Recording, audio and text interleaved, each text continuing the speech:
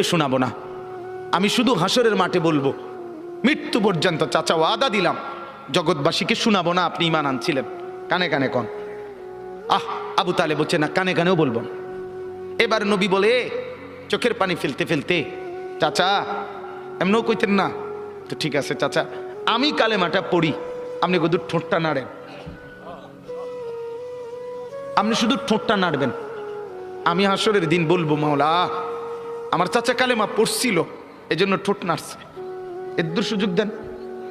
চাচা বলছে না না না, আমি ঠোঁটও নাড়বো না।